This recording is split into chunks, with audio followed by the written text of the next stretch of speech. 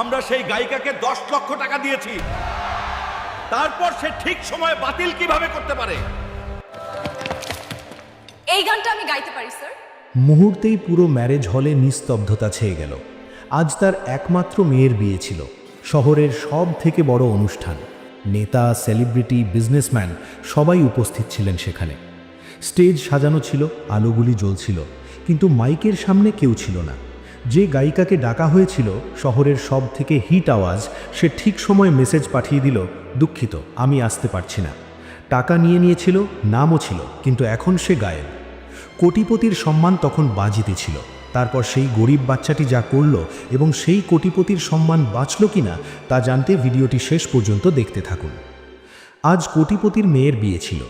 আলোয় ঝলমলে 5 star marriage loan, ফুলের তোড়া দিয়ে সাজানো গোল্ড টেবিল, মাঝখানে ডান্স ফ্লোর। স্টেজ পুরোপুরি সাজানো ছিল, পেছনে এলইডি স্ক্রিনে সুন্দর দৃশ্য, সামনে রয়্যাল সোফা, দুদিকে ফুলের ঝাড়ি। আলো জ্বলছিল, স্মোক মেশিন স্ট্যান্ড বাই ছিল, ডিজে বুথও তৈরি ছিল। সেই হলের পেছনে বাসন ধোয়ার জায়গায় একটি ছোট মেয়ে কাজ করছিল। তার নাম ছিল মীরা। বয়স 12-13 বছরের বেশি নয়। ছেঁড়া হালকা ভেজা পোশাক, হাতে সাবানের ফেনা, চুল পেছনে বাঁধা, অ্যাপ্রনটাও ঠিকঠাক নেই। পায়ে এমন চটি যা প্রতি পদক্ষেপে শব্দ করছিল। তার পৃথিবী ছিল ওইটুকুই, প্লেট, গ্লাস, ফেনা আর জল। কিন্তু ঠোঁটে ছিল হালকা সুর। সে কাজ করতে করতে গুনগুন করছিল। শব্দ এতটাই কম ছিল যে চারপাশের লোকজন খুব কষ্টে তা শুনতে পাচ্ছিল, কিন্তু সেটি ছিল তার ভেতর থেকে বেরিয়ে আসা পরিষ্কার মিষ্টি আওয়াজ। সে জন্মগতভাবে গায়িকা ছিল না, কিন্তু মন থেকে গায়িকা ছিল। মীরা পেছন থেকে সব দেখছিল। তখনই একজন স্টাফ মোবাইল হাতে হন্তদন্ত হয়ে দৌড়ে এলো এবং ঘাম মুছতে মুছতে কাঁপা গলায় বলল, স্যার, সর্বনাশ হয়ে গেছে। ম্যাডাম ফোন ধরছেন না, শেষমেশ মেসেজ করে জানালেন তিনি নাকি আসতে পারবেন না। যখন অমরেন্দ্র চ্যাটার্জি চুলে হাত বোলাতে বোলাতে রাগে এদিক ওদিক চক্কর কাটছিলেন, যখন মানুষ ফিসফিস করছিল এখন কি হবে, এত বড় অনুষ্ঠান, বিনোদন বিভাগই বাদ হয়ে গেল, তখন মীরা শেফের কথা শুনল। স্যারের সম্মানের প্রশ্ন, সব বরবাদ হয়ে যাবে। মীরা নিজের জীবনেও সম্মান শব্দটি অনেকবার শুনেছিল। যখন তার মা মানুষের বাড়িতে বাসন ধুতে যেত আর কেউ তাকে ধাক্কা দিয়ে বলতো, সাবধানে চল, সম্মানীয় মানুষের বাড়ি। অথবা যখন তার বাবা, যিনি এখন আর নেই, তাকে বোঝাতেন, মীরা, আমরা গরিব, কিন্তু আমাদের কাছে কণ্ঠ আছে, পরিশ্রম আছে, সম্মান আছে, এগুলো কখনো হারিও না। তার ছোট মনে একটি কথা এলো, যদি আমি কিছু করতে পারি। তার পা কাঁপছিল, হাট তখনও ভেজা ছিল, কিন্তু সে থামতে পারল না। সে বাসন ধোয়ার জায়গা থেকে, ভেজা মেঝে থেকে, স্টিলের শব্দের মাঝখান দিয়ে বেরিয়ে মেন হলের দিকে এগিয়ে গেল। প্রথমে দরজায় থামল, তারপর ভেতরে এলো। ঝলমলে আলোগুলি তার চোখ ধাঁধিয়ে দিল। এত সাজানো মানুষ, এত দামি পোশাক, এত আলো, এটা তার পৃথিবী ছিল না। কিন্তু সে ভয় পেল না। ধীরে ধীরে হলের মাঝখান দিয়ে পার হয়ে, হাতে হালকা ফেনা আর মনে অনেক বড় সাহস নিয়ে সে অমরেন্দ্র চ্যাটার্জির সামনে পৌঁছে গেল। অমরেন্দ্র তখন অন্য কারো সঙ্গে তর্ক করছিলেন। তোমাকে অগ্রিম দেওয়া হয়েছিল না, চুক্তি সই করানো হয়েছিল না, তারপর এসব কিভাবে হয়ে গেল? তখনই মাঝখানে একটি সরু আওয়াজ এলো, স্যার, এই গানটি আমি গাইতে পারি। প্রথমে কেউ পাত্তা দিল না। তারপর যখন সে আবার বলল, একটু চড়া গলায়, স্যার, আমি গাইতে পারি, অমরেন্দ্র চ্যাটার্জি বিরক্ত হয়ে ঘুরে দেখলেন, কে? তার নজর নিচে গেল। একটি ছোট মেয়ে, ভেজা হাত, বাসন ধোয়ার পোশাক, চোখে ভয় আর সাহস দুটোই ছিল। পুরো হল যেন জমে গেল। চারপাশের মানুষ ঘুরে দেখতে লাগলো। হালকা হাসাহাসি হলো। কোথাও থেকে এলো কটাক্ষ, এটা মজা করছে? আরে বাসন মাজা মেয়ে এত বড় মঞ্চে? একজন আত্মীয়, যে নিজেকে খুব বুদ্ধিমান মনে করত, সোজা এগিয়ে এসে বলল, ভাই সাব, একে স্টেজে তুলবেন না, আপনার আরও অপমান হবে। এটা marriage hall, singing reality show নয়। আরও কিছু লোকও হেসে দিল। মীরার চোখ নিচু হয়ে গেল। তার অভ্যেস ছিল বিদ্রূপ শোনার। গলির বাচ্চারাও বলতো, আরে বাসনবালি গান গায়, নিজেকে লতা মনে করে। কিন্তু আজ ব্যাপার আলাদা ছিল। আজ শুধু তার বিষয় ছিল না, অন্য কারোর সম্মানের বিষয়ও ছিল। সে গভীর শ্বাস নিল, তারপর ধীরে ধীরে পরিষ্কার গলায় বলল, স্যার, একবার সুযোগ দিন, যদি পছন্দ না হয় আমি চুপচাপ ফিরে যাব, কাউকে কিছু বলবো না। অমরেন্দ্র চ্যাটার্জি চারদিক নজর বোলালেন। স্টেজ খালি, সময় বয়ে যাচ্ছিল। অতিথিরা বিরক্ত হচ্ছিলেন। ডিনার কাউন্টারে ভিড় বাড়ছিল। অন্য কোনো উপায় ছিল না। একদিকে দামি গায়িকা ছিল, যে 10 লক্ষ টাকা নিয়ে গায়েব হয়ে গেছে। অন্যদিকে এই ছোট মেয়েটি, যে কিছু না চেয়ে শুধু একটি সুযোগ চাইছিল। কিছু সেকেন্ডের মধ্যে তিনি সিদ্ধান্ত নিলেন, ঠিক আছে, গাও। কিন্তু যদি ভালো না লাগে তবে সঙ্গে সঙ্গে নিচে নেমে যাবে, বুঝেছ? মীরা মারা নাড়ল। স্টেজে প্রথমবার তার পা পড়ল। সাজসজ্জার চমক, নিচে থেকে আসা ক্যামেরার ফ্ল্যাশ, উপর থেকে পড়া আলো, সব তার জন্য নতুন ছিল। সে খালি পায়ে মাইকের পদকে গেল। হাত তখনও হালকা ভেজা, আঙুল কাঁপছিল। মাইক স্ট্যান্ড তার উচ্চতার থেকে একটু বেশি ছিল। একজন সাউন্ড ইঞ্জিনিয়ার তাড়াতাড়ি দৌড়ে এলো এবং স্ট্যান্ড নিচে করল। নাম কি তোমার? কেউ পেছন থেকে জিজ্ঞাসা করল। মীরা, এইটুকুই বলা হলো। মেঝেতে নিস্তব্ধতা। মানুষ এখন সত্যিই কৌতূহলী ছিল, দেখি কি করে। মীরা মাইক দু হাতে ধরল, হাত কাঁপছিল। সে সামনের তাকানোর সাহস করেনি, চোখ বন্ধ করে নিল। তার মাথায় শুধু দুটো মুখ ছিল, তার বাবার, যিনি কখনো তাকে বাড়ির উঠোনে গাইতে শুনে বলতেন, একদিন মানুষ তোকে শুনতে আসবে, আর সেই কোণের মুখ যে পেছনের ঘরে হয়তো কাঁদছে, এটা ভেবে যে আমার বিয়ের অনুষ্ঠান নষ্ট হয়ে গেল। ডিজে জিজ্ঞাসা করল, কোন গান? মীরা হালকা গলায় গানের নাম বলল।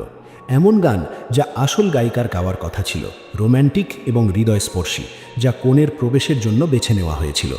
ডিজে ট্র্যাক চালু করলো, ব্যাকগ্রাউন্ডে হালকা বাদ্যযন্ত্র শুরু হলো, প্রথম সুর বাজল, হালকা ভূমিকা এলো।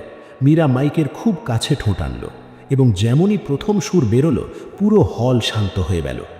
তোমার একটি হাসিতে আমার পুরো গল্প আছে। তুমি পাশে থাকলে মনে হয় জীবনটাও সহজ মনে হয়। সকাল আমার তোমার থেকে শুরু হোক, রাতও তোমাতে এসে থামুক। তুমি যদি সাথে চলো তবে সব স্বপ্ন সত্যি মনে হতে থাকে। কণ্ঠস্বর নরম, সোজা, কাঁচা, কিন্তু খাঁটি।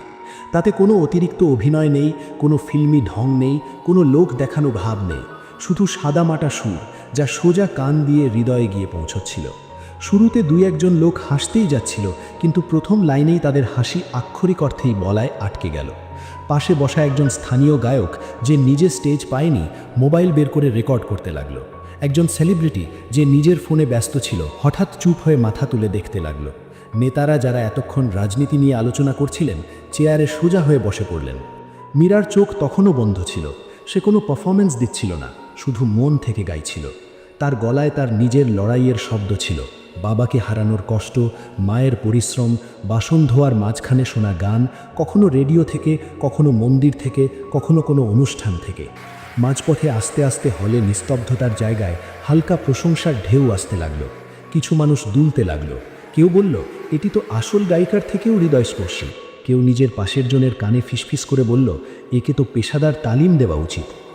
3-4 মিনিট পর যখন গান শেষ হলো, শেষ সুর বাতাসে মিলিয়ে গেল এবং মীরার আওয়াজ ধীরে ধীরে ফিকে হয়ে এলো। তখন প্রথমে এক কোণ থেকে হাততালি এলো, তারপর অন্য দিক থেকে, তারপর পুরো হল হাততালির শব্দে ফেটে পড়ল। কেউ শীষ দিল, কেউ ওয়ান্স মোর বলে চিৎকার করল। একজন ক্যামেরাম্যান সঙ্গে সঙ্গে জুম করল, লাইটিং বাড়িয়ে দিল।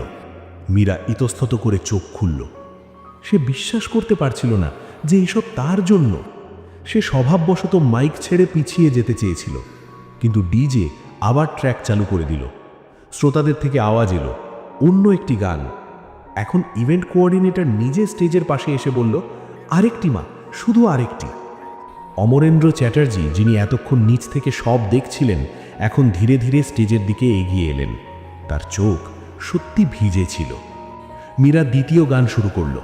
এখন তার ভয় কিছুটা কম ছিল, গলা আরও খুলে আসছিল। মাঝখানে সে দু একটি উঁচু সুরও লাগালো, যা এতটাই পরিষ্কার ছিল যে পেছনে বসা শাস্ত্রীয় সঙ্গীত শেখা শিশুও দাঁত দিয়ে আঙুল চেপে ধরল। দ্বিতীয় গান শেষ হতেই হাততালির আওয়াজ আরও বেড়ে গেল। কিছু লোক দাঁড়িয়ে হাততালি দিচ্ছিল।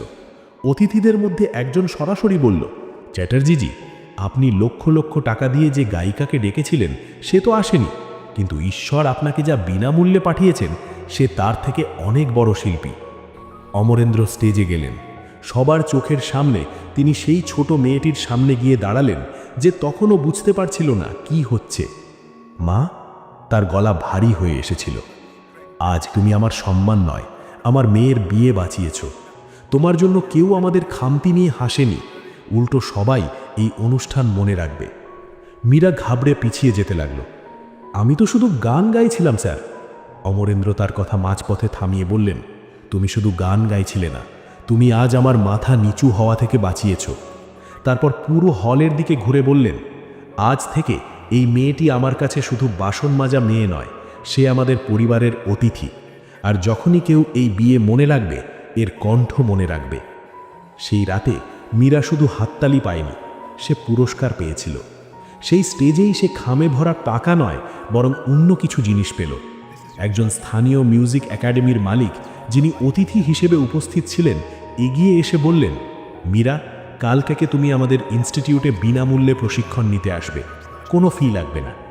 একজন এনজিওর মহিলা বললেন, তোমার স্কুলে ভর্তি করা আমাদের দায়িত্ব, পড়াশুনো মাঝপথে বন্ধ হবে না। এখন অমরেন্দ্র নিজে বললেন, তোমার মা এখন এই হলে মজদুরি করবে না, যদি তার কাজ লাগে তবে আমরা তাকে উপযুক্ত কর্মী হিসেবে রাখব সম্মানের সাথে, আর তোমার পড়াশুনো আর গান দুটোতেই আমরা সাহায্য করব। মীরার চোখ দিয়ে জল বেরিয়ে এলো। তার কাছে এইসব স্বপ্নের মতো ছিল। সকাল পর্যন্ত সে ছিল শুধু বাসন মাজা একটি মেয়ে। রাত হতে হতে সে সবার প্রিয় গায়িকা হয়ে গেল।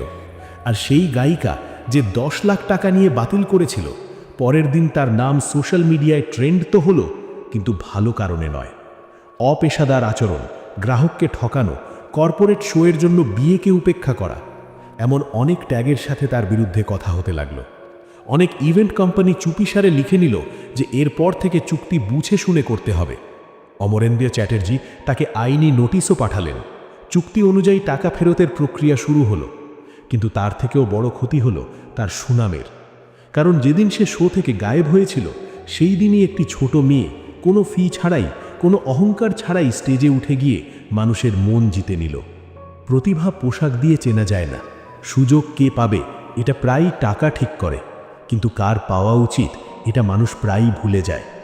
মাঝে মধ্যে সবথেকে বড় কণ্ঠ সবথেকে ছোট মানুষের ভেতরে লুকিয়ে থাকে, কোনো বাসন মাজা মেয়ের, কোনো চা বিক্রেতা শিশুর, কিংবা কোনো গ্রামের নামহীন গায়িকার। মীরার জীবনের সেই রাতটি কেবল একটি অনুষ্ঠানের সমাপ্তি ছিল না, বরং তা ছিল এক নতুন ভোরের সূচনা। কয়েক মাস অক্রান্ত হওয়ার পর মীরার হাতে এখন আর সাবানের ফেনা লেগে থাকে না, বরং সেখানে শোভা পায় সুরের ঝংকার। সেই মিউজিক একাডেমির শিক্ষক প্রতিদিন অবাক হয়ে মীরার নিষ্ঠা দেখেন। যে কণ্ঠ একসময় বাসন মাজার শব্দের নিচে চাপা পড়ে যেত, সেই কণ্ঠ এখন প্রতিদিন ভোরে রিয়াজের সুরে আকাশ বাতাস মুখরিত করে তোলে। চ্যাটার্জি সাহেব নিজের কথা রেখেছেন। মীরার মা এখন আর অন্যের বাড়িতে দয়া ভিক্ষা করেন না, তিনি এখন একটি সম্মানজনক পদে কর্মরত। মীরা স্কুলে যায় নতুন জামা পরে, এবং সবথেকে বড় কথা, সে এখন মাথা উঁচু করে কথা বলতে শিখেছে। পাড়ার সেই বাচ্চারা যারা তাকে নিয়ে একসময় হাসাহাসি করত, তারা এখন জানলার বাইরে ভিড় করে মীরার গান শোনার জন্য। সেই নামী গায়িকা যে অনুষ্ঠানটি বাতিল করেছিলেন, তিনি হয়তো অনেক টাকা আর খ্যাতি অর্জন করেছিলেন, কিন্তু মীরা যা অর্জন করেছে তা হলো কোটি কোটি মানুষের ভালোবাসা এবং আশীর্বাদ। একদিন একটি বড় টেলিভিশন অনুষ্ঠানের মঞ্চে যখন মীরাকে আমন্ত্রণ জানানো হলো, সে তখনও তার ফেলে আসা পুরনো দিনের কথা ভোলেনি। সে যখন মঞ্চে দাঁড়িয়ে গান শুরু করল, সারা দেশের মানুষ স্তব্ধ হয়ে তার সেই জাদুকরী কণ্ঠ শুনতে লাগল। মীরা এখন আর শুধু একটি শহরের পরিচিত মুখ নয়, বরং সারা দেশের মানুষের কাছে এক প্রেরণার নাম। বড় বড় স্টুডিও আর নামী সঙ্গীত পরিচালকদের সাথে সে এখন নিয়মিত কাজ করে, কিন্তু এত খ্যাতির মাঝেও মীরা তার শিকড়কে ভোলেনি। সে আজও তার পুরনো ছেঁড়া চটি জোড়া আর একটি জলের গ্লাস নিজের ঘরে সাজিয়ে রেখেছে, যাতে প্রতি মুহূর্তে সে মনে রাখতে পারে কোথা থেকে তার শুরু হয়েছিল। একদিন একটি বড় জাতীয় পুরস্কার প্রদান অনুষ্ঠানে মীরাকে আমন্ত্রণ জানানো হলো। সেখানে উপস্থিত ছিলেন দেশের সমস্ত নামী শিল্পী ও তারকারা। কাকতালীয়ভাবে সেই মঞ্চেই তার দেখা হলো সেই নামী গায়িকার সাথে, যে একসময় 10 লাখ টাকা নিয়ে চ্যাটার্জি সাহেবের মেয়ের বিয়েতে আসেননি। সেই গায়িকা এখন কাজ হারিয়ে প্রায় কোণঠাসা। তার পেশাদারিত্ব নিয়ে প্রশ্ন ওঠায় বড় কোম্পানিগুলো তাকে আর ডাকে না। মীরাকে দেখে তিনি লজ্জিত হলেন এবং নিজের ভুল বুঝতে পারলেন। কিন্তু মীরা কিন্তু ঘৃণা বা অহংকার দেখালো না, বরং তাকে বড় বোন হিসেবে সম্মান জানিয়ে কথা বলল। এটাই ছিল মীরার সবথেকে বড় জয়। মীরা এখন একটি নিজস্ব গানের স্কুল খুলেছে, যেখানে রাস্তা থেকে আসা বা অতি দরিদ্র পরিবারের প্রতিভাবান শিশুদের বিনামূল্যে গান শেখানো হয়। সে বলে, আমি জানি সুযোগ না পাওয়ার যন্ত্রণা কী, তাই আমি চাই না কোনো প্রতিভাকে শুধু দারিদ্র্যের কারণে হারিয়ে যেতে। মীরার মা এখন সেই স্কুলের দেখাশোনা করেন। চ্যাটার্জি সাহেব আজও মীরার বড় শুভাকাঙ্ক্ষী হিসেবে পাশে আছেন। মীরার প্রতিটি কনসার্টের শুরুতে সে তার প্রয়াত বাবার কথা স্মরণ করে এবং বলে, সাফল্য মানে কেবল টাকা উপার্জন নয়, সাফল্য মানে হলো আপনার কাজ দিয়ে কারো ভাঙা মন জোড়া লাগানো, বা কারুর সম্মান রক্ষা করা।